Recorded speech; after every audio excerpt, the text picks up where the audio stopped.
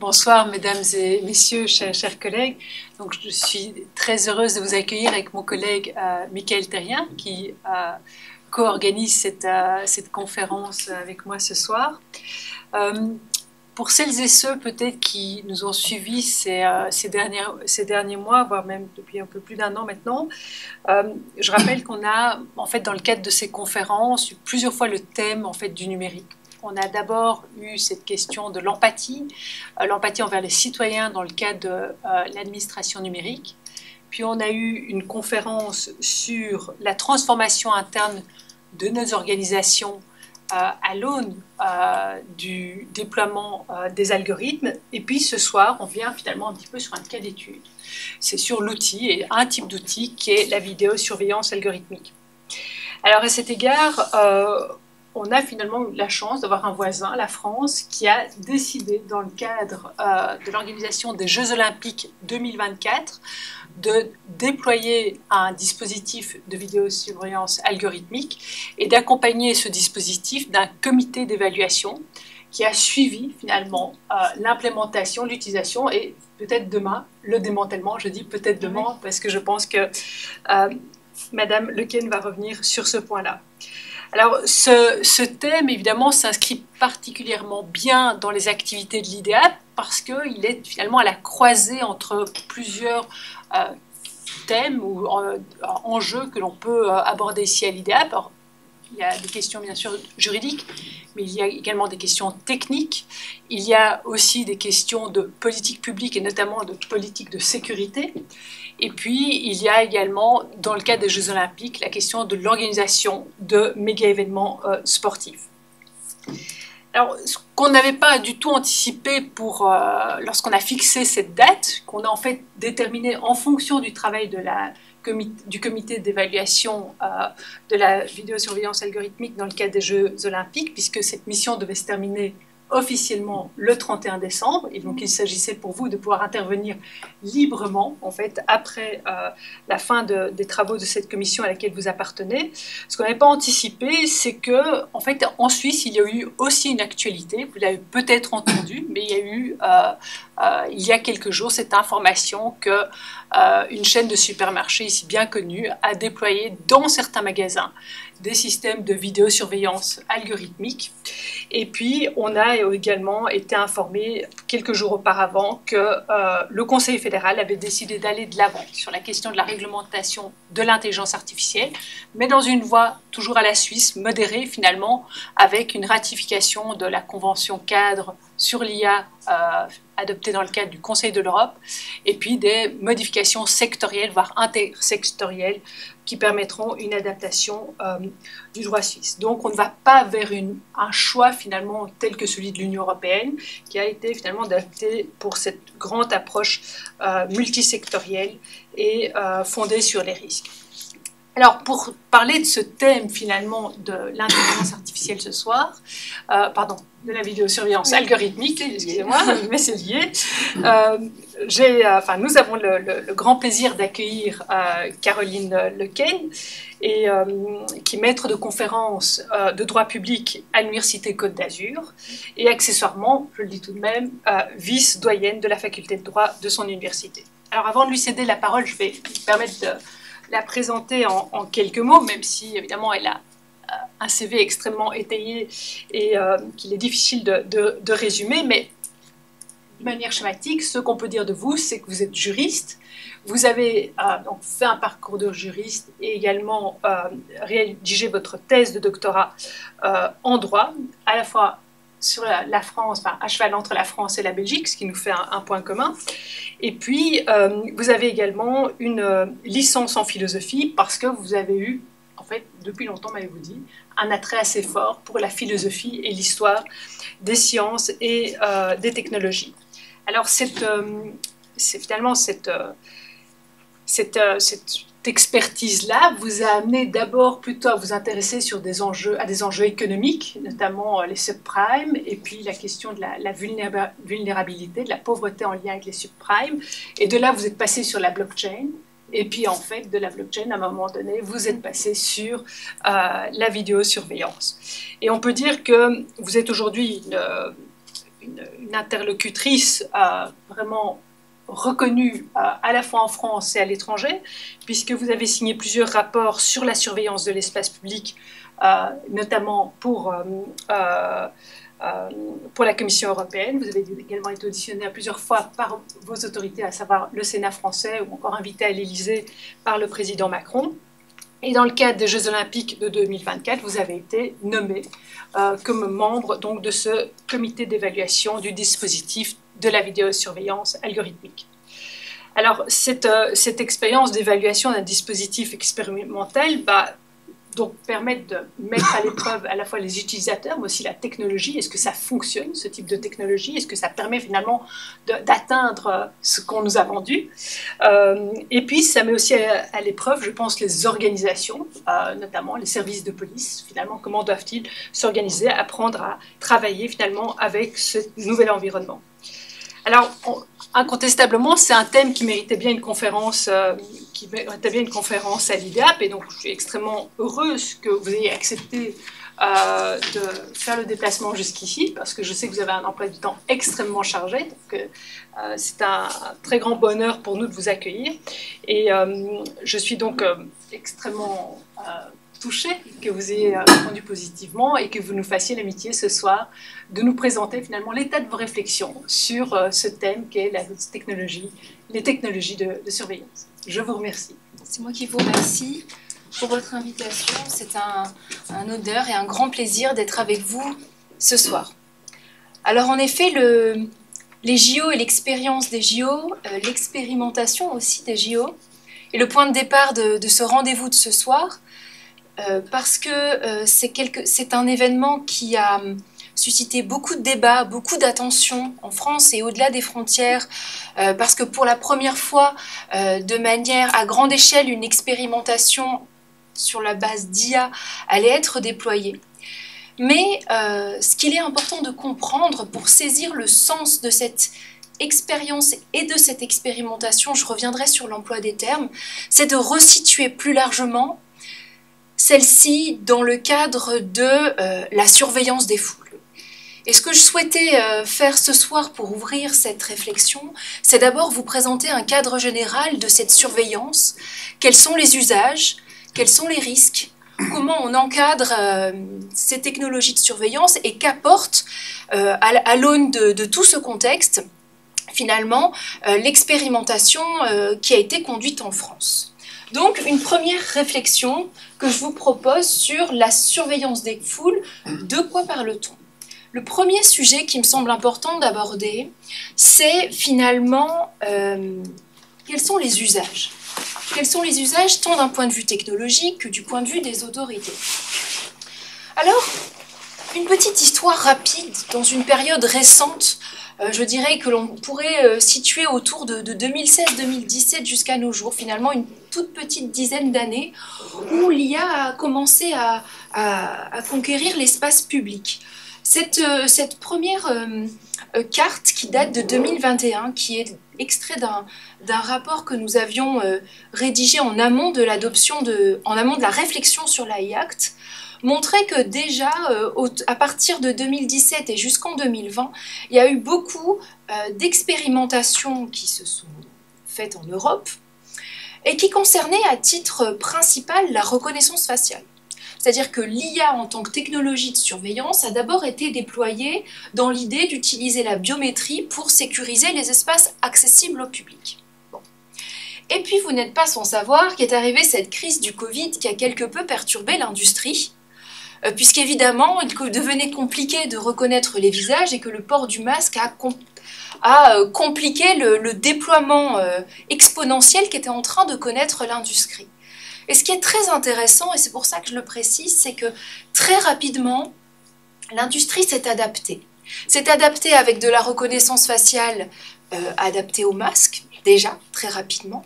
Et puis, s'est adaptée dans l'offre qui pouvait être faite, puisqu'on a déployé toute une offre autour du Covid qui pouvaient être déployés à partir de cette même technologie, notamment dans les aéroports, et on en a un écho aujourd'hui en Suisse, puisque j'ai vu qu'une loi était en réflexion précisément sur les aéroports pour pouvoir déployer plus largement ces technologies.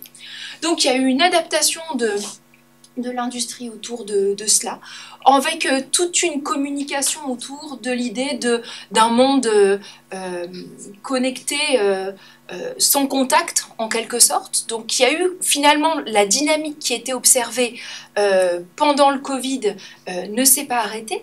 Et puis il y a eu aussi un déploiement de toute une offre qui n'était pas existante jusqu'alors, de dire on peut l'utiliser pour savoir si oui ou non on porte bien le masque. Ça c'était aussi pendant le Covid finalement. Et puis tout un ensemble de technologies qui allait dépasser le cadre même de la biométrie au sens strict tel qu'on l'entendait, pour dire finalement ça pourrait être aussi intéressant pour faire tout ce qui est la reconnaissance comportementale. Là aussi le Covid a été une source d'inspiration, puisque par exemple on a eu plein de technologies qui pouvaient prendre la température corporelle, donc de dire est-ce qu'on peut accéder à un lieu public si nos données de santé ne sont pas en adéquation avec la norme. Et à partir de cette réflexion-là et de ces systèmes-là, l'industrie et la recherche a décliné avec notamment la reconnaissance comportementale pour dire finalement, au-delà de reconnaître une personne et de la rattacher à son identité civile, on va aussi utiliser ces mêmes systèmes pour identifier ce qu'on pourrait considérer comme des comportements déviants dans l'espace public.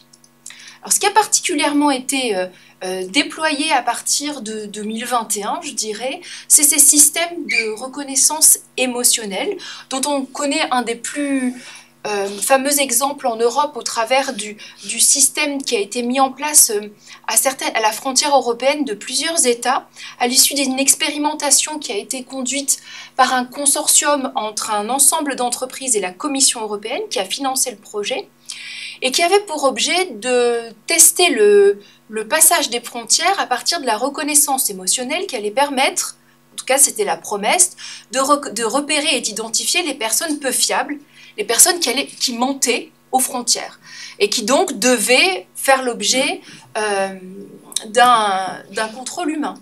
L'idée étant, pour gérer ces flux-là, de dire, les personnes qui sont considérées comme fiables peuvent passer tout de manière automatisée.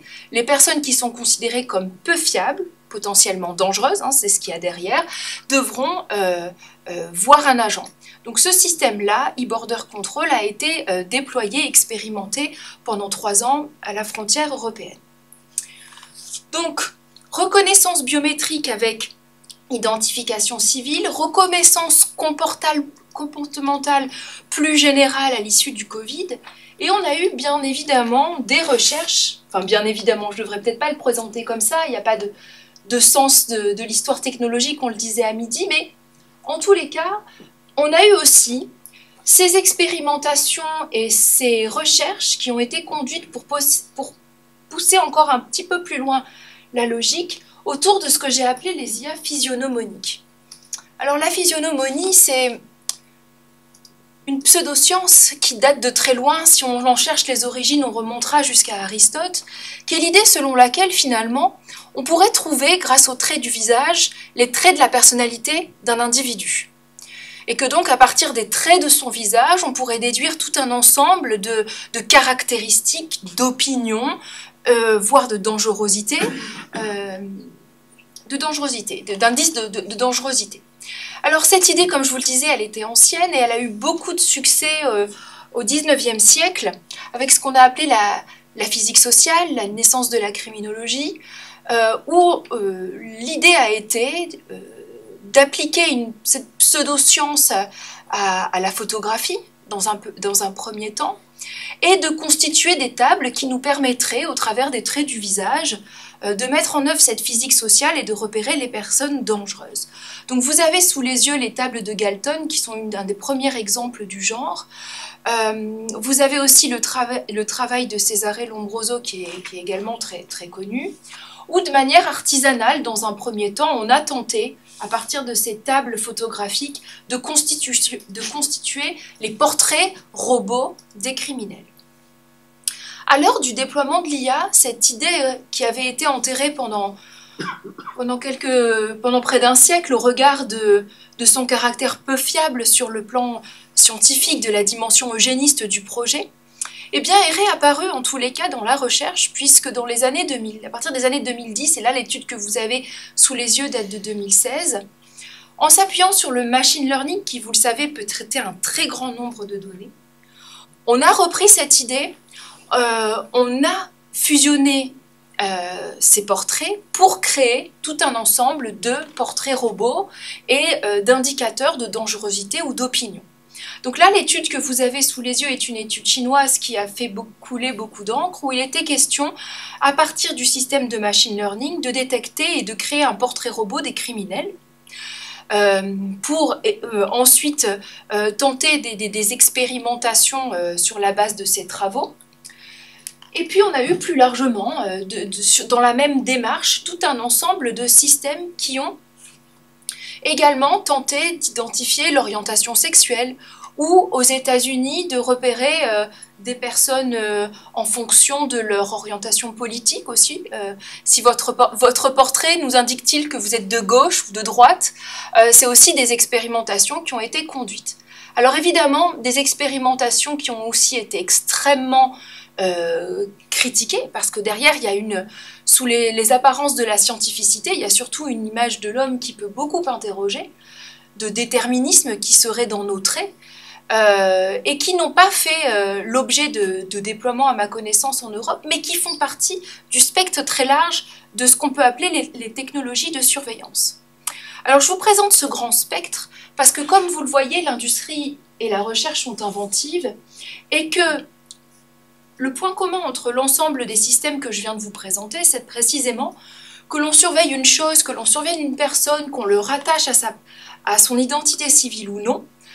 On a des systèmes qui fonctionnent avec une même logique technique, et que finalement ce sont des fonctionnalités qui peuvent ou non être déployées, mais qui répondent à une même logique de surveillance et à des mêmes systèmes techniques.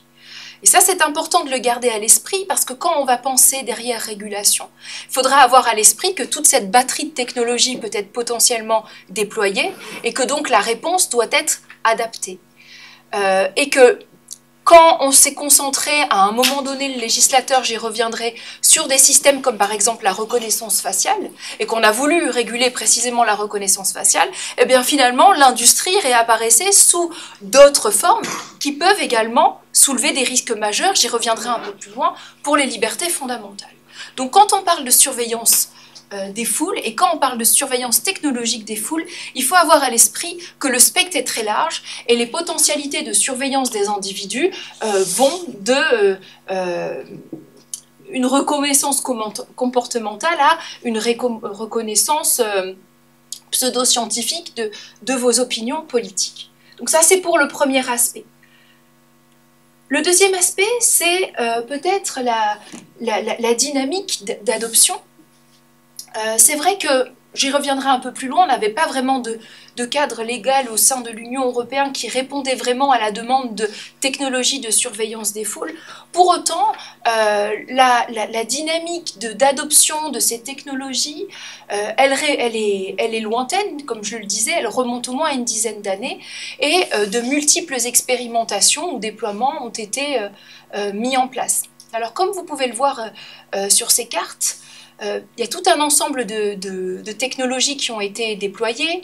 On parle des caméras parlantes, des caméras thermiques, des capteurs sonores, des drones, de la police prédictive, de la reconnaissance faciale, de la vidéosurveillance automatisée. Ça, c'est pour un exemple qui est pris en France, parce qu'on a des associations de défense des libertés fondamentales qui mènent vraiment un travail de fourmi pour pouvoir suivre de près ces expérimentations qui ne font pas toujours l'objet d'une grande transparence. Mais vous voyez que le phénomène est plus large et concerne la plupart des pays d'Europe.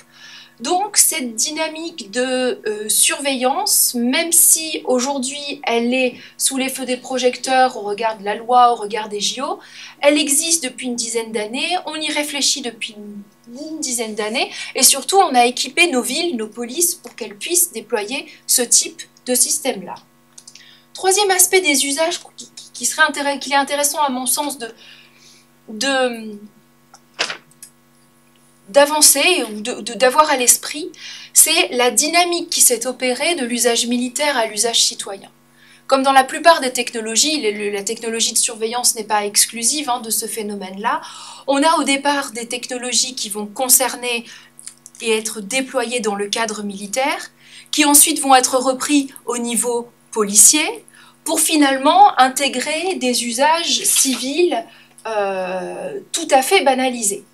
Donc là, c'est un exemple de drones létaux qui ont été autonomes, qui ont été utilisés à base de reconnaissance faciale et identifiés en 2021 comme tels. C'était une des premières fois que sur le terrain militaire, il y avait un usage aussi explicite et autonome qui était renseigné. Mais ce qui est intéressant, c'est que dans le glissement que je vous indique, finalement, on a une confusion totale des genres, puisque notamment sur le front ukrainien, on a eu des civils qui, grâce à des outils de reconnaissance faciale qui étaient mis à disposition du public et des citoyens, des civils ont pris part, en quelque sorte, à la guerre avec des phénomènes qui sont plus que contestables, puisque l'anonymat des soldats étant mis en cause sur le terrain, c'est leur famille qui était mise en danger, et tout ce qui avait trait à leur vie privée, par, encore une fois, des citoyens lambda comme vous et moi qui n'étaient pas sur le terrain. Alors, je reviendrai sur les usages policiers un peu plus tard, mais qui ont aussi été déployés. Alors, peut-être ce qu'il est important de garder à l'esprit quand on parle d'usage policier en Europe, c'est qu'il y a deux types d'usages. Il y a l'usage dans le cadre des procédures pénales, qui est une chose qui est déjà encadrée, qui est déjà extrêmement large. Et ensuite, il y a l'usage préventif de police administrative plus large, dont on parle ce soir, qui concerne la surveillance des foules de manière indifférenciée. Donc au niveau pénal et au niveau des procédures, comme je vous le disais, c'est déjà très largement utilisé. Pour vous donner un chiffre, dans mon pays, puisque c'est un de ceux que je connais le mieux, il y a à peu près 1000 recherches par reconnaissance faciale chaque jour qui se font dans le cadre des procédures. Donc ce n'est pas du tout un phénomène isolé. En revanche, ce qui est encore nouveau et ce qui est encore loin d'être réglé, c'est l'usage indiscriminé, préventif de la reconnaissance faciale dans les espaces qui sont accessibles au public. Et c'est ça qui va nous interroger. Donc, comme je vous le disais, il y a une volonté de la police de déployer ça, on n'y est pas encore tout à fait. Mais ce qu'on voit arriver et qui va aussi beaucoup nous interroger, c'est des usages sous les radars législatifs et des usages citoyens. Je commence par le premier, au travers notamment de l'affaire Clearview, mais aussi Briefcam, qui a alimenté la chronique à partir de 2018 et pendant plusieurs années à l'issue d'une enquête du New York Times qui avait été conduite par Kashmir Hill et qui a dévoilé l'affaire, face à des cadres légaux qui n'étaient pas toujours clairs. Et vu qu'il y avait déjà une certaine acceptation et un cadre existant au niveau des procédures pénales, eh bien, un grand nombre de polices, et ce à l'échelon global, puisque l'enquête a démarré aux États-Unis mais a révélé des usages partout dans le monde jusqu'en Europe. Il y a eu notamment une enquête très poussée de l'Office belge de surveillance de la police là-dessus qui est très instructive, a montré que beaucoup de polices ont acquis par le biais de marchés publics des dispositifs de reconnaissance faciale qui étaient plugués à une base de données vendue par cette société privée qui avait été créée à New York et qui avait eu la bonne idée de web scraper, tout ceci est ironique, de web scraper, c'est-à-dire d'aspirer en quelque sorte l'ensemble des données biométriques que vous et moi aviez postées en ligne. Si vous avez un profil quelconque sur un réseau social où il y a votre photo, il y a de grandes chances que vous soyez dans cette base de données qui est une des plus grandes qui existent à ce jour au monde. Donc beaucoup de polices ont acquis ces logiciels par le biais de marchés publics en sous-main et l'ont très largement utilisé pour la surveillance de l'espace public. Donc ça, c'est un premier phénomène qui est apparu, c'est qu'en dehors de tous les radars légaux et indépendamment de toute transparence, il y a beaucoup d'outils qui ont été déjà utilisés pour l'espace public. Alors, quand l'affaire a été révélée, il y a eu des enquêtes, il y a eu des sanctions, et on a tenté et les autorités de protection de données ont tenté de juguler le phénomène, mais il reste présent. Et une seconde affaire, Briefcam, qui a concerné encore plusieurs pays européens, dont la France et la Belgique notamment, et bien là encore, on a appris que cette fois-ci, des municipalités avaient acquis ce type de système pour surveiller l'espace public. Alors souvent pour surveiller des objets, pour surveiller les dépôts illégaux, pour surveiller... alors, les espaces accessibles au public sans forcément qu'il y ait de biométrie, mais là encore, Briefcam est un logiciel qui est doté de reconnaissance faciale et il suffit de l'allumer pour pouvoir aussi procéder à cela. Donc ça, c'est peut-être un premier phénomène qui montre que c'est beaucoup plus large. Et puis ensuite, la surveillance citoyenne, bien, c'est que ces outils qui ont été déployés dans le privé, notamment Clearview, a également été mis à disposition de tout un chacun. Alors dans un premier temps, ça a été un joujou de milliardaires et on a vu plusieurs stars qui disaient « Oh ben voilà, moi j'utilise ça » et qui se sont montrés en compagnie du fondateur de cette société très controversée. Et puis, il y a eu une autre société, Pimais pour ne pas la nommer, une société polonaise cette fois-ci, qui également, en contrepartie d'un abonnement aux sommes assez modiques cette fois-ci, vous permet, grâce à un logiciel qui peut être sur votre téléphone, de reconnaître, encore une fois, dans l'espace public, un certain nombre de personnes en rattachant à vos profils en ligne.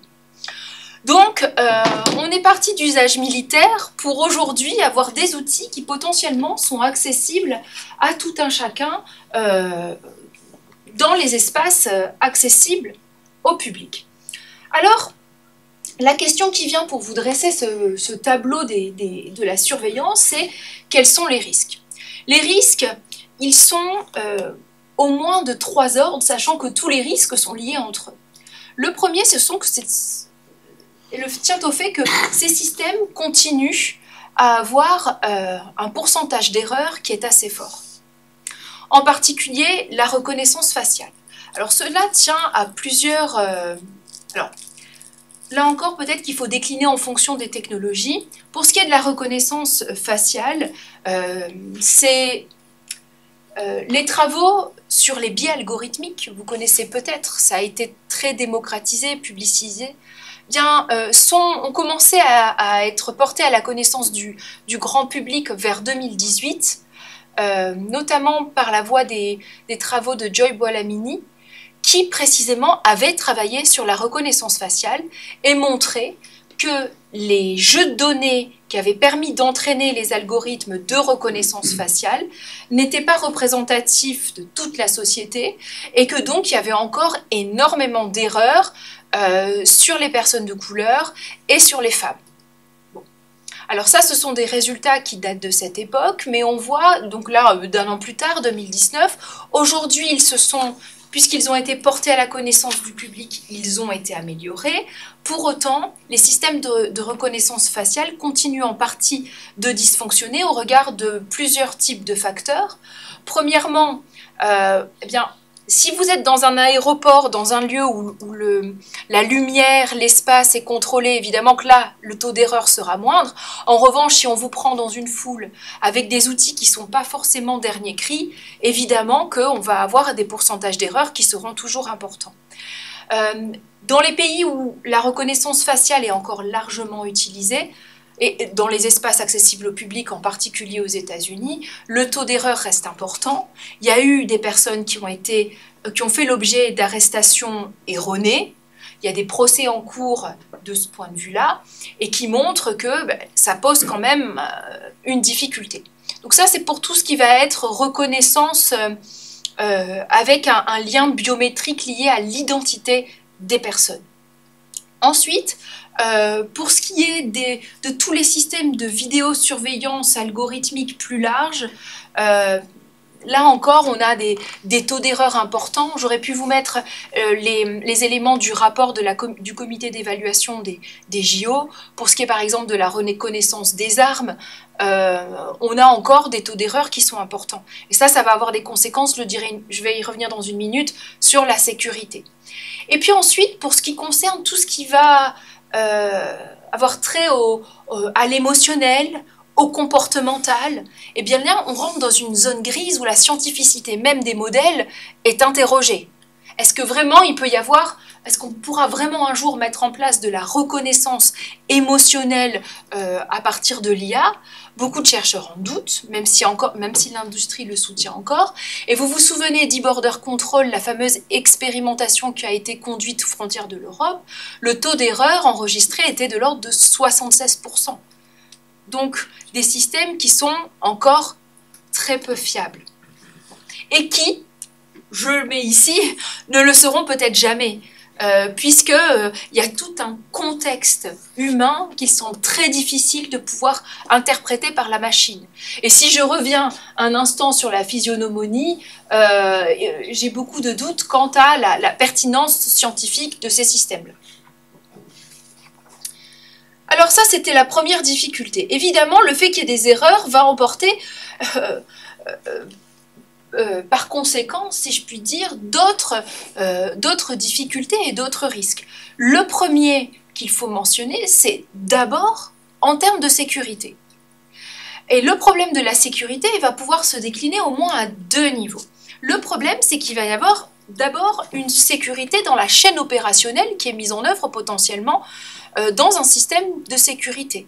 À partir du moment où vous faites reposer votre dispositif de sécurité sur des technologies de surveillance, vous vous exposez. Première exposition qui avait été mise en évidence dès 2022 par l'ANSSI. Donc en France, notre agence sur tous les aspects cyber et techniques, c'est de dire si à partir du moment où vous êtes connecté, vous vous exposez d'autant. Il peut y avoir des cyberattaques sur les systèmes sur lesquels repose votre chaîne de surveillance. Ça, c'est la première chose. Deuxièmement, si on enregistre les erreurs, là aussi, ça peut entraver des fonctionnements. Vous allez arrêter les mauvaises personnes, vous ne verrez où, dans le cas inverse. Donc ça, c'est pour les faux positifs. Mais en cas de faux négatif, en cas de vous ne voyez pas passer quelque chose d'énorme, imaginons par exemple sur les systèmes qui sont censés détecter les armes, certaines industries promettent des espaces sans armes, or il y a des armes qui passent quand même, et bien là aussi, on peut avoir des difficultés parce que c'est des choses qu'on n'avait pas vu passer, on est en confiance, on baisse la vigilance, et là aussi, du point de vue sécuritaire, ça peut poser des problèmes. Bon.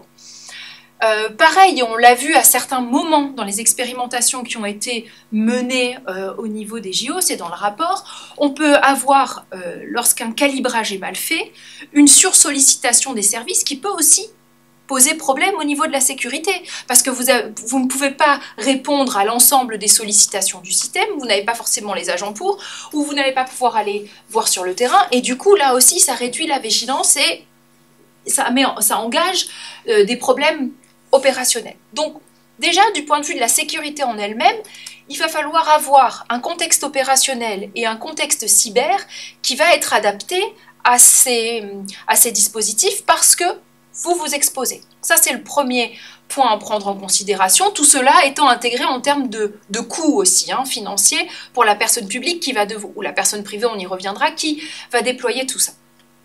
Et puis évidemment, c'est lié. Il peut toujours y avoir des attaques sur les bases de données biométriques. Et des attaques de ce point de vue-là, il y en a eu d'ores et déjà, et de manière très impressionnante. Alors, une attaque sur une base de données biométrique qui impliquerait le vol de vos données biométriques n'est pas comme une attaque ordinaire sur vos données. Vos identifiants bancaires peuvent être changés en quelques clics, de même que les identifiants qui vous permettent de vous loguer à tout un ensemble de services publics ou privés. En revanche, vos données biométriques, vous le comprenez, sont immuables. sont liées aux traits de votre visage, à votre voix, et ne pourront jamais être changées, si ce n'est des opérations de chirurgie très poussées. Donc, faire l'objet d'un vol de données biométriques est quelque chose qui peut vous suivre tout au long de votre vie, et ce d'autant plus que la biométrie devient en effet un moyen de sécuriser et d'accéder à de plus en plus de lieux et de services. Donc ça, c'est aussi un problème sécuritaire auquel on s'expose. Alors, vous donnez quand même quelques exemples d'attaques de bases de données qui ont été perpétrées. La première date de 2015. La seconde, j'en parlais ce matin, c'est celle qui a vu attaquer la base de données biométriques indienne. 1,1 milliard de personnes ont été concernées, ont vu leurs données aspirées, volées. Donc en termes de volume, c'était quand même quelque chose qui était assez impressionnant. Le vol de données biométriques le plus connu, parce que qualitativement le plus impressionnant, est l'attaque qui a été perpétrée sur les bases de données de la police anglaise, des banques et des sociétés de défense anglaises, qui était sécurisée par une société qui a pignon sur rue en Europe, qui est connue pour être particulièrement avancée dans le domaine du cyber, et qui a conduit, encore une fois, malgré toutes les sécurités, le niveau de sécurité élevé qui était celle-ci, à un vol de données important. Les derniers chiffres dont on dispose au niveau des études estiment qu'aujourd'hui, le risque moyen concerne en 2025 1,46 milliard de personnes sur la planète qui pourraient en 2025 faire l'objet d'un vol de données biométriques. Donc plus vous utilisez ces données-là, plus vous exposez également les personnes qui sont concernées. Donc un risque biométrique pour les individus, vous l'avez compris, lorsqu'on utilise les technologies de reconnaissance faciale, un risque plus large de menaces et de perturbations dans les chaînes opérationnelles et le continuum sécuritaire du point de vue des acteurs qui en sont en charge. Alors vient ensuite, et de manière tout à fait fondamentale évidemment, le risque pour les droits fondamentaux que soulève l'usage de ces technologies.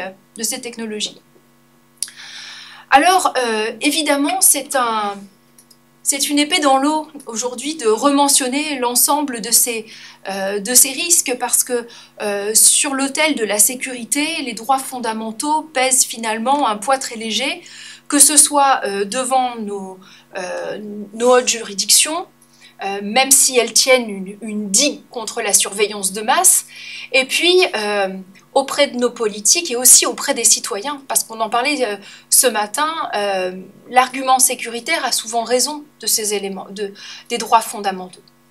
Pour autant, c'est tout de même des atteintes qu'il faut mentionner, puisque lorsqu'on met fin à l'anonymat dans l'espace public, ou lorsque l'on engage ce type de surveillance-là, il y a quand même un diagnostic démocratique qui est engagé pour une société. Alors, en quoi les droits politiques peuvent être mis en cause lorsqu'il s'agit de technologies de surveillance? A été conceptualisé par la doctrine anglo-saxonne il y a quelques années un concept que l'on appelle le chilling effect, l'effet dissuasif, qui montre qu'à partir du moment où vous avez des outils de la sorte dans l'espace public, vous ne vous comportez pas de la même manière. Il y a un effet normatif et il y a un effet de censure qui est important. Le problème, c'est que cet effet de censure peut et souvent s'exerce sur les droits politiques. C'est-à-dire, est-ce que vous allez aller manifester lorsque vous savez que potentiellement vous pouvez être arrêté? On a un cas qui a été porté devant la Cour européenne des droits de l'homme, qui impliquait la Russie. La personne avait été arrêtée dans le métro de Moscou parce qu'elle brandissait une pancarte avec une opinion dissidente, et elle a été identifiée par reconnaissance faciale, et c'est à l'issue de ça qu'il y a pu avoir ce procès-là. On sait aussi, il faut le dire, que du point de vue de l'acquisition et de l'équipement de la reconnaissance faciale, elle va beaucoup plus vite dans les régimes autoritaires et elle est accélérée a fortiori, il y a pas mal d'études qui le montrent, en période de tension politique ou de tension électorale. C'est dans ces périodes-là qu'on adopte le plus ces systèmes. et qu'évidemment, c'est des systèmes qui sont utilisés, si on fait un bilan global, pour identifier des opposants, des dissidents dans beaucoup de pays du monde. Alors évidemment, nous, on est des démocraties, on a la liberté d'expression. Mais on peut quand même garder à l'esprit que potentiellement, il y a une menace, parce qu'on n'est jamais sûr des régimes dans lesquels on évoluera. Et puis parce que même de manière plus prosaïque, on peut considérer que la dissidence, c'est ce qui crée le désordre. Puisque qu'est-ce qui va justifier un déploiement? C'est potentiellement qu'il y ait la menace dans l'ordre public, sur les commerces. En France, on a été exposé à ça, puisque pendant la période des Gilets jaunes, chaque semaine, on avait des manifestations, on avait des commerces qui placardaient leurs vitrines pour se protéger, et donc on avait un risque pour la sécurité publique. Donc typiquement, si on devait justifier et légitimer les déploiements de ces technologies sur ce fondement-là, typiquement ces manifestations politiques seraient de nature à justifier qu'on les déploie. Et donc là, typiquement, les gilets jaunes, comment on peut les interpréter? Comme des dissidents politiques qui expriment une opinion contraire à celle du gouvernement. Donc typiquement, cette pente glissante, on peut la voir là aussi, puisqu'on pourrait justifier la constitution de fichiers de dissidents politiques sur cette base-là. Donc il y a quand même un risque, on marche quand même sur une pente dangereuse. Pas encore glissante, mais dangereuse. Liberté d'expression, évidemment, ça va avec. D'autant plus que ces outils-là sont utilisés aussi dans certains pays où il y a prétention à les utiliser pour, par exemple, identifier les minorités sexuelles. Donc ça aussi, c'est quelque chose qui pose problème. Droit à la vie privée, évidemment que la liberté d'aller et venir dans l'espace public est en jeu. Et puis le droit à la non-discrimination. Eh bien, avec tous les dysfonctionnements que j'ai évoqués et qui sont plus marqués sur certains publics parce qu'il n'y a pas eu d'entraînement suffisant ou parce qu'on a des conditions qui fonctionnent moins bien sur certains publics aussi, eh bien, engendrent également des discriminations. Des discriminations qui, a fortiori, existent déjà et qui, quand les systèmes dysfonctionnent, sont renforcés. Je m'en explique très brièvement. Un des éléments qui est très recherché dans les technologies de surveillance, c'est le repérage des armes. Or, par caméra de vidéosurveillance, les résultats sont à ce jour, pour plein de raisons, assez mitigés. Donc, c'est déployé au cours des 3 dernières années tout un ensemble de systèmes qui ont été proposés pour faire de la détection de métaux, mais qui auraient été entraînés par des IA. Ça, c'est ce qui a été vendu par pas mal de sociétés. Donc, il y a eu des tests qui ont été faits, puis on s'est aperçu finalement que ça ne fonctionnait pas bien, parce qu'il y avait souvent trop d'alertes qui remontaient, et notamment au niveau du métro de New York, où ça a pu être testé, systématiquement, pour pouvoir gérer ce flux d'alertes, eh bien, on allait systématiquement contrôler des personnes, souvent au faciès, c'est-à-dire que les personnes qu'on estimait qui, d'apparence, étaient plus dangereuses, donc avec toutes les discriminations et les biais que pouvait avoir la police, ils se voyaient renforcés par un système qui dysfonctionnait. Donc on a aussi tous des enjeux de non-discrimination qui rentrent en jeu. Et puis peut-être le 5e que je n'ai pas mentionné, mais qui, dans le cadre des procédures aussi, pourrait être invoqué, même quand on est dans la dimension préventive, c'est le droit à un procès équitable, quelque part. Pouvoir se défendre dans le cadre d'une procédure quand alors, pas pénale, ça c'est encore autre chose, mais ne serait-ce que pour l'appréhension des personnes, eh bien de dire, non, là, j'ai pu être arrêté par un système, mais je ne suis absolument pas concerné. Et là, l'argument technologique, au regard de la scientificité dont sont auréolés ces systèmes et de la confiance qui est faite à ces machines, eh bien, peut aussi peser dans la balance. Donc, un ensemble de risques très large. On en vient donc à la manière dont l'état de droit, finalement, au niveau de l'Union européenne, a pu répondre à ces dispositifs et à ces systèmes. Donc je vous ai pris l'exemple de la France, parce que c'est celui que je connais le mieux. Mais je pense qu'il y a un certain nombre d'éléments légistiques qui sera intéressant d'aborder, puisque finalement, toutes les démocraties occidentales sont engagées dans cette réflexion sur l'acceptable, la construction des régimes de redevabilité et de déploiement qui dépassent très largement la question française. Donc globalement, au niveau européen, aujourd'hui, il y a 3 textes qui vont être déterminants pour toutes les questions de surveillance des foules et de police administrative au sens préventif. C'est évidemment les textes en protection des données. Le RGPD dont vous avez peut-être entendu parler pour les non-juristes, vous cloquez toute la journée sur « je consens » sur un très grand nombre de sites, c'est le RGPD qui se manifeste. La directive police, qui est en quelque sorte son frère jumeau au niveau de la sécurité, et puis le restant règlement européen en matière d'intelligence artificielle, qui va aussi poser un certain nombre d'éléments. Alors, comment répond le droit aujourd'hui et que va apporter l'expérience olympique par rapport à tout ce qu'on vient de dire jusqu'à présent? Alors, peut-être vous dire qu'il y a 2 manières de répondre.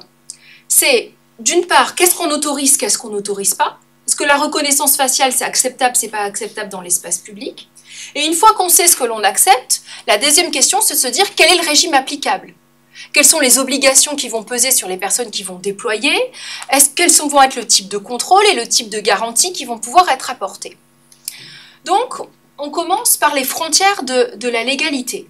Déjà, les premiers textes en matière de protection des données posaient des lignes qui étaient assez claires et qui ne sont pas mises en cause par la l'AI-Act, qui consistait à dire, pour tout ce qui va concerner la donnée sensible, et la donnée biométrique fait partie des données sensibles, eh bien, soit c'est interdit lorsqu'il s'agit du RGPD, soit la directive police-justice dit c'est autorisé, mais vraiment de manière très restrictive.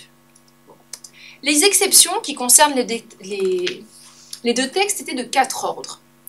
Lorsqu'on n'est pas dans le cadre policier direct, mais qu'on est dans le cadre d'une expérimentation, par exemple, ou de la prévention, où le RGPD peut s'appliquer, ou d'une utilisation commerciale, on peut avoir le consentement qui ne peut pas être mobilisé dans la directive police-justice et qui n'est pas adapté aux foules. Imaginez, vous surveillez un stade, vous surveillez une foule, une place, ou ce genre de choses, le passage fait que vous ne pouvez pas aller recueillir le consentement de chaque personne. Donc si on enlève le consentement, il nous reste 3 exceptions qui permettent de déployer potentiellement ces systèmes. Le premier, c'est le fait que les données qui vont être utilisées dans les traitements aient été rendues manifestement publiques. Donc là, forcément, on pense à Clearview, on se dit, bah oui, on a tous mis nos données en ligne, nos photos, la plupart d'entre nous ont des profils sur les réseaux sociaux. Est-ce qu'on a le droit d'utiliser les photos qui ont été utilisées pour faire ensuite de la surveillance de masse? Ça, les autorités de protection des données en Europe et au Canada ont été très claires, non, ce n'est pas possible. Parce que la finalité pour laquelle vous avez donné votre consentement, posté votre photo, n'est pas celle d'être surveillé ensuite dans vos moindres faits et gestes. Donc là, ce n'est pas une base légale qui permet de déployer. Deuxième hypothèse dans laquelle on peut déployer ces traitements de données, c'est de dire l'intérêt vital de la personne est en jeu.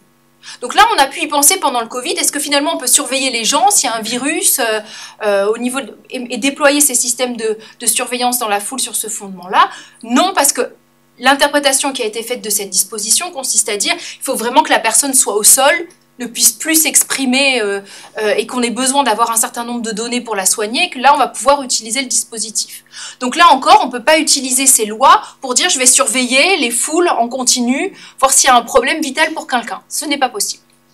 Troisième hypothèse, c'est de se dire si une loi l'autorise à l'échelon européen ou à l'échelon national. Bon. Et là, eh bien, finalement, on a eu peu de choses, en tout cas en ce qui concerne la biométrie et la surveillance des foules. Peu de lois ont autorisé des dispositifs de la sorte qui impliquaient de l'IA à être déployés dans l'espace public. Avant le Covid, on a eu plusieurs discussions en Europe, notamment en Slovaquie, pour dire est-ce qu'on ne créerait pas dans un premier temps des lois sectorielles dans l'idée de tester au niveau des stades de foot pour prévenir les violences. Ça a finalement été abandonné et finalement on n'a pas eu de loi. Alors, intervient dans un second temps l'AI-Act, la fameuse réglementation, la première réglementation sur l'IA. Alors, évidemment que ce point de la surveillance des foules, la surveillance technologique, va être très largement abordé. C'est un point qui d'ailleurs a fait l'objet a cristallisé beaucoup de tensions politiques jusqu'au dernier moment parce que le Parlement européen et le Conseil, qui représentent les États, n'étaient pas du tout en ligne sur ce qui devait être fait. Les États voulaient garder leur périmètre de défense, qui n'appartient pas à l'Union européenne, et voulaient que les exemptions soient très larges pour pouvoir déployer ces systèmes-là. Le Parlement européen, défenseur dans ce débat-là des droits fondamentaux et des valeurs européennes, était pour des interdictions fermes de ces systèmes-là. Donc, le compromis se trouve à l'article 5 de l'AI-Act qui concerne les pratiques qui sont interdites.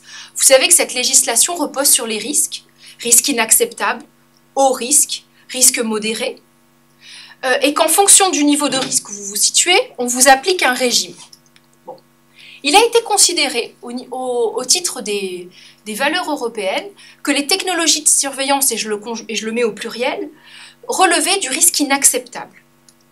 Donc, par principe, j'insiste, ont été interdites au titre de l'article 5 tout ce qui va concerner le scoring, la classification et l'évaluation des personnes, le profilage, les bases de données biométriques, la reconnaissance émotionnelle, la catégorisation biométrique.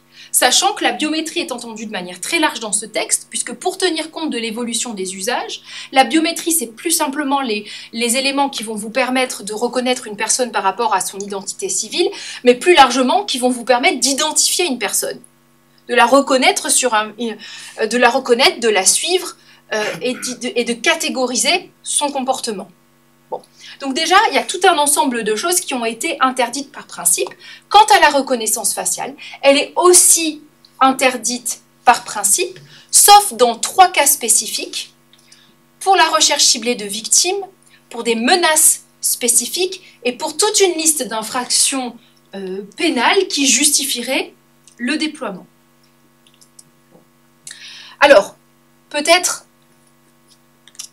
d'ores et déjà, à ce stade des réflexions, apporter quelques éléments de critique et d'interrogation, puisque, certes, la volonté dans le discours, c'est de dire « ça, on n'en veut pas, il n'y aura pas de surveillance de masse au sein de l'Union européenne », c'est notre position par rapport à la Chine et aux États-Unis, où les modèles sont différents. Donc c'est le principe. Pour autant, et ça dès 2021, les autorités de protection des données, et en particulier à l'échelon européen, le soulignaient, à partir du moment où vous faites de la surveillance, même si c'est pour chercher une personne, vous surveillez tout le monde. Et en réalité, c'est très très compliqué de faire de la surveillance ciblée lorsque vous déployez ces outils-là. C'est pas dans la logique des technologies de surveillance. Donc on comprend bien que dans les principes, on a voulu s'attacher à ces valeurs-là. Pour autant, d'un point de vue pratique, on s'interroge encore beaucoup sur la manière dont on va mettre en œuvre, d'autant plus que les exemptions sont très larges. Donc ça, c'est pour ce qui est autorisé, ce qui n'est pas autorisé. Mais vous voyez donc que quand même, il y a la place pour un déploiement dans le cadre de ces exceptions, et que toutes ces exceptions-là vont relever de ce qu'on appelle les IA à haut risque. Et c'est le régime d'IA à haut risque qui va s'appliquer pour ce qui est de la reconnaissance faciale en particulier, qui, a fortiori, va être soumis à ce qu'on appelle un régime d'autorisation préalable, qui avait été abandonné dans beaucoup d'États jusqu'à présent. C'est-à-dire que la logique en droit du numérique est souvent celle de la compliance. Vous devez vous mettre vous-même en conformité, et nous, autorité de protection des données, on viendra dans un second temps voir si vous êtes conforme ou pas. Parce que évidemment, au regard du déploiement du numérique, c'est très compliqué d'être derrière l'ensemble des acteurs. Et bien là, on renverse un peu la logique en disant, puisque le risque il est quand même majeur au niveau de la reconnaissance faciale, pour pouvoir déployer, vous devrez avoir l'autorisation de l'autorité de protection des données. L'AI Act renvoie ensuite le soin aux États de pouvoir déployer au sein des législations nationales tout le régime de redevabilité et de déploiement pour que les garanties en termes de liberté fondamentale et de sécurité soient assurées. Et c'est là que l'expérimentation JIO devient intéressante parce qu'elle permet finalement de poser la brique supplémentaire à l'édifice qui est en train d'être construit depuis 5 ans en Europe. Alors, c'est vrai que l'expérimentation qui a été conduite pendant les Jeux Olympiques a commencé en amont de l'adoption finale de l'AI Act, puisque c'est la loi qui a fondé et qui a permis ce déploiement-là date de 2023. Pour autant, le législateur français n'a pas opéré dans le vide législatif, était parfaitement conscient des enjeux l'adoption de cette loi constitue à certains égards une expérimentation du point de vue des régimes juridiques qui pourraient correspondre précisément à la feuille de route à laquelle invite l'Union européenne. Donc, de ce point de vue-là, même si on se situe de manière anticipatoire, c'est d'ores et déjà une réponse finalement aux législateurs européens. Alors, cette expérimentation, la première chose qu'il faut dire, c'est qu'elle s'est appuyée sur précisément tout un ensemble de technologies de surveillance que vous avez ici, des cas d'usage, qui ont choisi d'exclure la reconnaissance faciale, la reconnaissance biométrique. Pourquoi? Parce que le sujet était encore très sensible en France, qu'il y avait une crainte notamment d'avoir des obstacles réglementaires qui se seraient opposés à cela, aussi une crainte peut-être de l'opinion publique en 2023, qui a conduit à dire on va déployer ces systèmes, mais à l'exclusion de la reconnaissance faciale. Donc les 8 cas d'usage qui ont été retenus, ce sont les départs de feu, le franchissement de ligne, déplacement à contresens. Donc ça, c'est tout ce qui est gestion des foules et des mouvements de foule, personne au sol, port ou usage d'armes, densité importante de personnes, bagages abandonnés, mouvement de foule. Donc c'était la feuille de route qui était permise, le cadre qui a été autorisé. Il faut savoir qu'il y a eu beaucoup de discussions en France autour de ça. Et aussi beaucoup d'inquiétudes, de discussions. Ça a fait travailler nos corps sociaux, cette discussion-là. On attendait impatiemment le décret qui allait décider des cas d'usage, parce qu'il y avait véritablement une crainte de surveillance qui était particulièrement relayée dans la presse à l'époque. Et puis, forcément, la crainte, parce qu'on nous dit qu'il n'y a pas la biométrie, mais est-ce qu'on va potentiellement avoir la reconnaissance comportementale, de la justice prédictive, ce genre d'outils-là? Finalement, ça a été exclu. Alors, pourquoi on a eu ces éléments-là? Puisque dans la loi, il était question de détecter en temps réel des événements prédéterminés susceptibles de présenter ou de révéler ces risques et de les signaler en vue de la mise en œuvre des mesures nécessaires. Vous voyez que c'est très large et que potentiellement, ça peut embrasser tout le spectre que j'évoquais au départ. Donc, on a fonctionné de manière assez restreinte. Pour autant, ça reste des outils d'IA qui ont justifié un cadre de redevabilité important. Alors, je vous signale quand même au passage, et c'est pour encore une fois faire le lien avec ce que je disais au début, qu'à l'issue de l'adoption de la loi pour les JO, on a eu immédiatement ou presque une proposition de loi pour la reconnaissance biométrique dans l'espace public qui a suivi.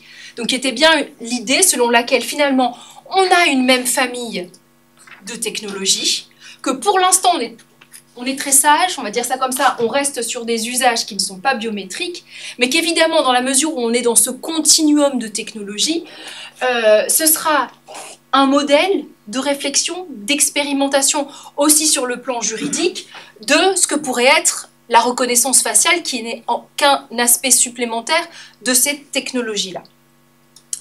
Alors, sur le texte, il y aurait pas mal de choses à dire, mais j'ai décidé de me concentrer pour cette présentation sur les deux apports qui me semblaient intéressants de cette expérience sur le terrain de la redevabilité, puisque finalement, c'est vraiment un des éléments qui, en termes de droit, nous manque. Parce que je vous ai dit, on a déterminé ce qui était possible, ce qui n'était pas possible, même si ce n'est pas tout à fait évident. On a déterminé un régime pour les IA à haut risque avec des systèmes d'autorisation et de procédure. Ce qui manque dans le détail et dans le déploiement des législations nationales, ce sera précisément ce que j'appelle la redevabilité, c'est-à-dire comment on va mettre en place des contre-pouvoirs, comment on va pouvoir rendre compte quand on est l'autorité publique ou quand on est un prestataire privé qui agit pour le compte de l'autorité publique, eh bien, des usages technologiques qui sont faits, notamment au regard des libertés fondamentales et de la sécurité. Alors là, il y a deux apports qui me semblent intéressants. Donc il y a un apport à l'échelon micro-juridique et un apport à l'échelon plutôt macro-juridique. Alors, je vous fais d'abord les avantages sans faire les critiques, parce qu'évidemment, aucun texte n'est exempt de critiques. Mais déjà, ça, c'est les éléments qui me semblent intéressants, qu'il va falloir creuser pour la vie. À l'écran micro-juridique, ce qui était intéressant, c'est qu'on s'est appuyé sur au cœur du dispositif, il y a vraiment l'habilitation des agents. C'est-à-dire qu'on est conscient que ce sont des systèmes qui utilisent de l'intelligence artificielle, qui ne sont pas neutres en termes de risque, et que donc on ne peut pas utiliser ou mettre dans les mains de n'importe quel agent de police ou de sécurité. Lorsque les premiers rapports sur Clearview sont sortis, notamment, je vous le disais, au niveau de l'office de surveillance belge des polices, ce qui était assez fascinant, c'est de voir que ces outils-là étaient utilisés comme des moteurs de recherche, comme Google. De la même manière que vous ouvrez votre ordinateur et que vous faites vos recherches, ben finalement, le policier il utilise cette technologie de manière totalement banalisée.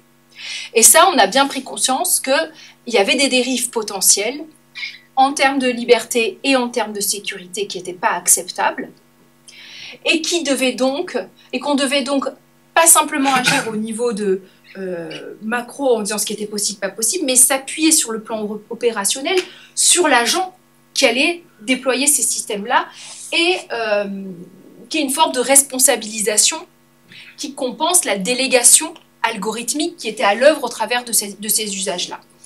Donc, il n'y a pas eu ce qu'on appelle l'intégration métier, c'est-à-dire qu'on n'a pas eu des IA pendant les JO qui sont venus dans les centres opérationnels ou en temps réel, donc les agents qui surveillaient avec tous leurs outils et en plus des outils d'intelligence artificielle.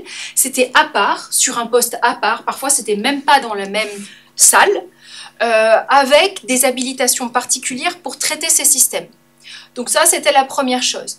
Ensuite, vous pouviez uniquement être autorisé par catégorie d'agents. Alors ça n'a pas été sans poser quelques problèmes opérationnels, peut-être qu'on y reviendra, parce que tout l'enjeu, c'est comment on va pouvoir concilier la démocratie et le caractère opérationnel, que ce soit quand même efficace. Ça c'est une autre question, mais donc seules 5 catégories d'agents pouvaient être autorisées: police nationale, gendarmerie nationale, les incendies et les secours, les agents des services internes au transport. Donc seules certaines, typiquement les policiers municipaux ne pouvaient pas directement obtenir ces habilitations.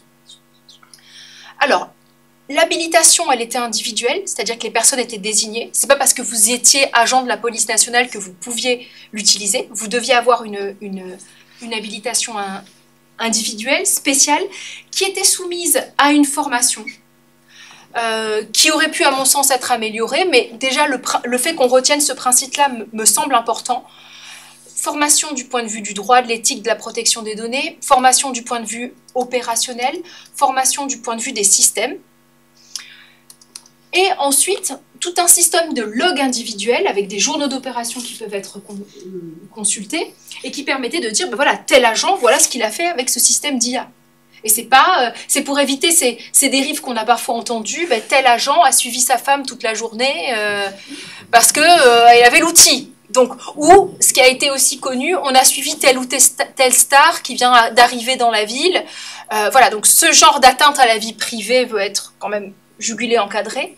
Donc je trouvais ça intéressant que on subordonne l'habilitation au niveau opérationnel à la maîtrise des systèmes et qu'on responsabilise les agents dans leurs usages. Je crois que d'un point de vue de la redevabilité, ce qui sera essentiel dans la conception des régimes du futur, si on devait avoir ces outils-là, c'est véritablement de penser avec les agents de terrain comment on fait en sorte de garder une compétence métier très forte, très importante, avec aussi une formation à tout ce qu'on appelle la littératie de l'IA, qui permet d'avoir un rapport de collaboration avec la machine et pas de déléguer à la machine sans plus réfléchir, parce que c'est là où ça serait extrêmement compliqué. Donc ça, c'est un premier point qui était intéressant, même si d'un point de vue applicatif, j'y reviendrai après, c'était pas forcément optimal. Ensuite, à l'échelon macro-juridique, ce qui a été intéressant, c'était annoncé dans l'introduction du professeur Werth, c'était de se dire qu'on allait mettre en place aussi un comité d'évaluation indépendant.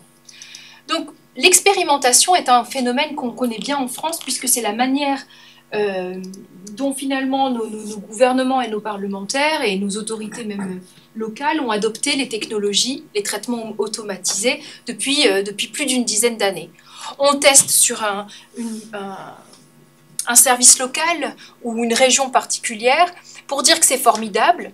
Comment on dit que c'est formidable? Ça, je n'ai pas véritablement de réponse générique à vous apporter, ni systémique.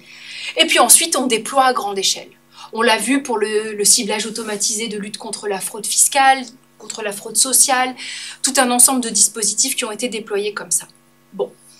Et là, il est évident que on se rend bien compte que il ne s'agit pas d'acheter une nouvelle imprimante, c'est mettre en place des systèmes d'intelligence artificielle qui vont modifier l'économie des chaînes et le continuum sécuritaire, les relations au travail, le travail des agents, et que donc, eh bien, on s'est dit que là, pour ce type de technologie et ce type de déploiement, il allait falloir aussi rendre des comptes et mettre en place une évaluation qui constituera un contre-pouvoir. Donc, un comité d'évaluation a été mis sur pied. C'est le décret d'application de la loi JO du 11 octobre 2023 qu'il met en place, qui prévoit la constitution de 2 collèges qui siégeront au sein de ce comité, avec un collège utilisateur, donc les polices, les agents de transport, les transports qui ont été impliqués, et puis un certain nombre de personnalités expertes qui ont fait l'objet de nominations plurielles, diverses, par la CNIL, par l'Académie des sciences, par le président de la commission, et qui ont été choisis au regard de leur expertise, soit en matière de droit, soit en matière de technologie, pour pouvoir évaluer les systèmes tels qu'ils ont été mis en place. Donc le travail a consisté à procéder en 2 temps. D'abord, les 2 collèges ont travaillé sur un protocole d'évaluation qui était finalement, qui devait reprendre les éléments qui sont ici indiqués et qui reprennent les termes du décret, la performance technique, ça évidemment, les effets opérationnels, mais aussi l'impact sur la sécurité et les libertés publiques, l'information du public, le degré de satisfaction et de confiance du public. Donc on avait vraiment un mandat pour une évaluation en quelque sorte à 360 degrés.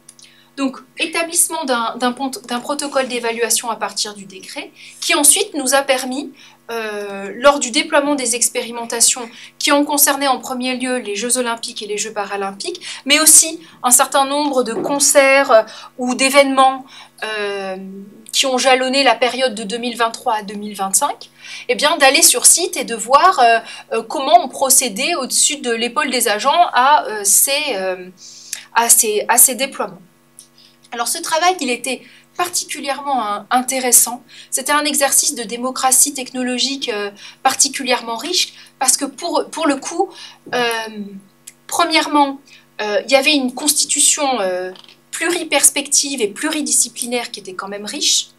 puisqu'on avait des acteurs qui étaient très favorables à ce déploiement, notamment les sociétés de transport qui étaient assez enthousiastes, qui avaient déjà beaucoup travaillé sur ces systèmes de surveillance, qui avaient développé une vraie compétence et qui étaient très favorables.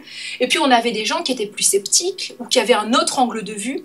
Et donc rien que dans la construction du protocole, des questions et puis ensuite de toutes les questions qu'on a pu se poser, il y avait véritablement des regards et des intérêts qui étaient très divers et qui ont pu être exprimés. Ça, c'est le premier point positif. Deuxième point positif, c'est que il y a pu avoir véritablement un travail de terrain où on pouvait venir voir comment c'était déployé. Il y avait ce qu'il y avait pour une sorte d'effet normatif, puisque comme vous êtes surveillé, on vient vous voir pour voir si là c'est de l'IA et vous êtes bien dans les clous en termes de compliance réglementaire, mais aussi en termes de liberté publique et de sécurité, eh bien, il y avait aussi un effort qui a été fourni par l'ensemble de ces acteurs pour dire bah, là on ne déploie pas n'importe quel outil, voilà les garanties, voilà comment on travaille. Et avec des vrais échanges qui se sont faits aussi dans le temps, puisque certaines expérimentations sur certains lieux en particulier ont fait l'objet de plusieurs expérimentations répétées qui ont permis des réajustements dans le cours, qui étaient quand même et qui ont permis un dialogue qui était intéressant. Alors, ces travaux ont fait l'objet d'un rapport qui a été publié en janvier dernier, dont le sort pour l'instant est assez inconnu en dépit du sérieux du travail, puisque sur demande du gouvernement français, il y a eu une prorogation de la loi d'expérimentation qui proroge non seulement l'expérimentation jusqu'en 2027, mais aussi les travaux du comité d'évaluation qui sera ou non renouvelé, comme il est en l'état, on l'ignore à ce jour, mais qui devrait poursuivre, parce que c'était finalement un rapport assez modéré dans ses constats.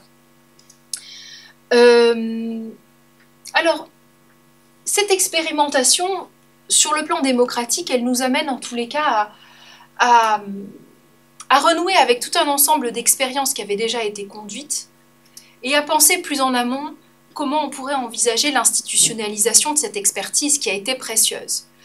Une expérience qui a été oubliée et qui pourtant mérite, même si elle n'est pas exempte de critiques, d'être remis au goût du jour, c'est ce fameux comité d'évaluation pluripartisan qui avait été institué au sein du Congrès américain entre 1974 et 1995, date après laquelle il n'a plus été financé, mais dont l'expertise avait été reconnue, qui a rendu plus de 750 rapports sur la période donnée, sur tout un ensemble de sujets qui vont de l'automatisation du travail au bioterrorisme, et qui ont permis d'éclairer, au titre d'une approche pluripartisane, les choix technologiques du Congrès américain. Typiquement, cette forme d'innovation institutionnelle me semble très importante à réinvestir aujourd'hui, parce que je crois que c'est en multipliant les lieux de contre-pouvoir que l'on pourra finalement construire un véritable modèle de redevabilité, pas simplement à l'échelon opérationnel qui est fondamental, mais aussi à l'échelon macro. Alors peut-être que ce qui manque encore aussi cruellement aujourd'hui, c'est l'implication du citoyen. C'est vrai que lorsqu'on l'évoque, y a beaucoup de critiques qui visent à dire, mais finalement, est-ce que le citoyen a bien sa place? Est-ce que les conventions citoyennes qui ont vu le jour ces dernières années ont été très productives? Est-ce que le citoyen comprend ce dont il est question? Je crois pour ma part que dans l'exercice de démocratie technologique, ça reste fondamental parce qu'il y a des échanges de perspectives et de vues qui permettent de complètement décentrer l'expertise là où il y a des questions majeures qui se posent.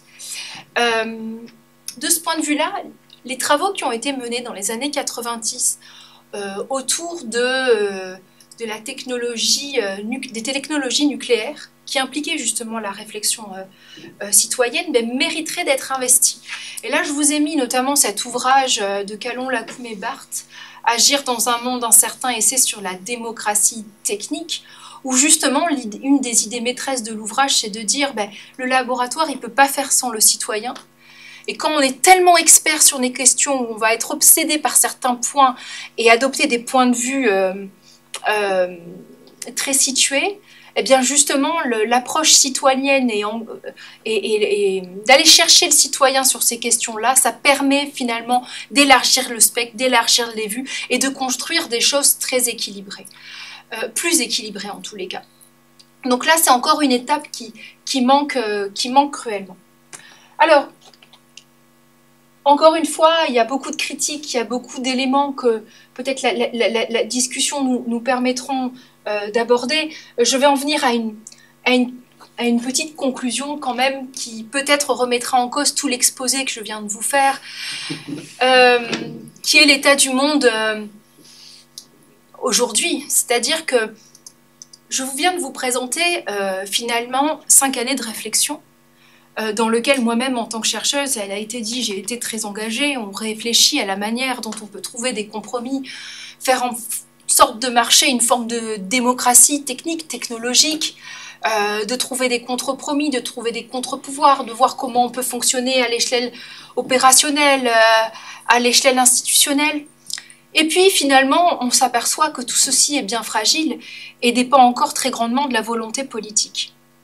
Alors, pendant les dernières phases de la discussion de l'AI Act, il y a eu un lobbying très fort qui a été relayé par la presse des États européens, en particulier de la France, pour pouvoir notamment élargir les exemptions et les exceptions en matière d'usage de technologies de surveillance qui font que le spectre reste très important. Et bien évidemment, dans le contexte actuel de concurrence régulatoire qui est le nôtre autour de l'IA, n'oublions pas que ces technologies, ce sont aussi à côté des IA génératives, des terrains applicatoires de l'IA qui sont très importants. Eh bien, dans cette course régulatoire, la tentation aujourd'hui est celle de dire finalement, est-ce que l'AI Act va dans le bon sens? Est-ce que nos régulations dans le bon sens? Et est-ce qu'il ne faudrait pas desserrer les taux pour favoriser l'innovation? Vous connaissez très bien cette bataille entre le droit et l'innovation qui est parfois injustement menée et qui consiste à dire finalement, tout ça, il faudrait, d'un point de vue applicatif, desserrer les taux. Parce qu'on a besoin d'être concurrentiel, d'être productif et de permettre à notre industrie de fleurir. Alors, je ne vous cache pas que ce contexte politique, qui quand même tient entre ses mains le succès de tout ce que l'on vient de dire, eh bien, laisse planer une ombre en quelque sorte sur l'application de tout ce que je viens de vous dire, parce qu'on vient de poser un certain nombre de choses, on est en train de construire les choses, mais on peut se demander si ça c'était les réflexions d'hier, est-ce que ce sera les réflexions de demain? Donc je n'ai pas la réponse, j'espère que je me trompe, mais en tous les cas c'est un point qui méritait d'être soulevé. Je vous remercie de votre attention et je serai heureuse de pouvoir répondre à vos questions.